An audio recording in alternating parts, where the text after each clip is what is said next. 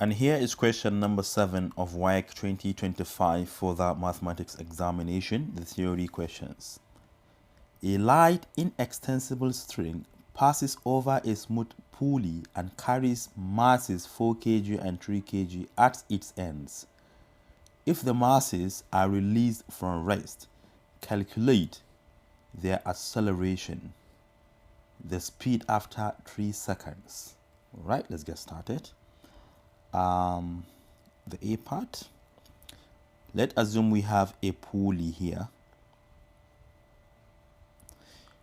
Remember, the string is inextensible, which implies we cannot extend it. It remains constant in length. All right. So one end is here, carrying a mass, another one right here, the other side. But remember, the masses are not the same. One is greater than the other. So we expect this one at the bottom to be heavier immediately after release, because subsequently this one is going to reach after this position because this is heavier. All right. So this is 4 kg,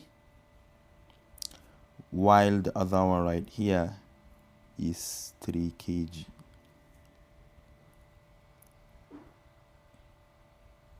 All right. Another thing you should know is that we're going to have a force which is going to pull the two masses towards the pulley, and we call it the tension force. So we have T here, the same direction, right? T here as well. So what do we need again? Let me call this one M1 and this M2. We need to calculate the weight, which is also a force.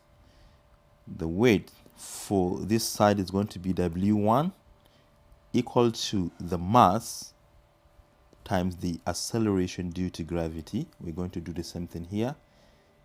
W2 equal to the mass M2 times the acceleration due to gravity. Then we need to calculate their net forces. But before then, you should know that they're going to have the same acceleration, right? Right? Because immediately after release, it is going to have the same speed moving towards this direction, right? This one is going to move up like this. But if you want to confirm that the acceleration is the same, you can use this relationship. The position of this one, so let me call it x2, is equal to the position of this one, x1, then plus the length of the string. So let's differentiate both sides. The moment you differentiate it, it's going to be v2 equal to v1. This is constant already. Derivative will be 0. This is velocity, right? Redifferentiate, you have a2 equal to a1. So therefore, we have the same acceleration. So coming down here, we need to calculate the net forces, which is going to be mass times acceleration, m1a, equal to what? Pay attention that because the mass here is heavier than this one, definitely this one is moving towards the top, while this one is moving downward. This one upward, downward. So you can see both the tension and the mass are moving towards the same direction. So therefore, we assume that the tension is greater. So it is going to be T1, just T minus the weight here, which is M1G. But coming to this direction, you can see that this mass is downward, but the tension is upward. We assume that the weight is what? Greater than the tension. So we say that M2A is equal to M2G minus T. All right, now we have two equations that we're going to solve simultaneously. Let's add the two equations because I can see this T is positive and this one is negative. Once you add, you get 0. So we add the left-hand side of the two equations first, but they have A in common. So it is the same thing as M1 plus M2 all multiplied by A, right? Equal to, already T is gone. We have this minus this, which implies M2 minus M1 all multiplied by G because they have G in common.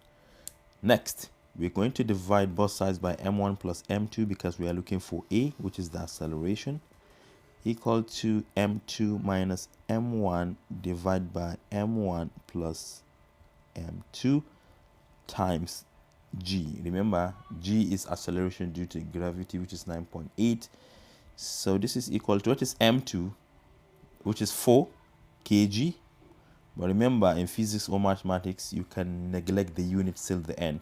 So we can simply write 4, then minus 3, divide by 3 plus 4, then multiplied by 9.8. To the top, we have 4 minus 3, which is 1. To the bottom, we have 3 plus 4, which is 7. So we have 1 over 7 times 9.8. And this is equal to 1.4. So the acceleration is 1.4. Unit is what? Meter per second squared. So we are done with this one. Now, the other question, the B part, we're asked to find the speed after 3 seconds. So we are literally asking to find the magnitude of the velocity after 3 seconds. So we can use this equation of motion, which is v equal to u plus at. But u here is the initial velocity. Remember, the two objects were at rest, so we assume when it was at rest to be 0. Then a is what we have just obtained as 1.4, then multiplied by t, which is 3 seconds, right? So if you multiply these two together, you're going to get 4.2. 4.2. Unit is what? Meter per second. Now let us move on to question number 8.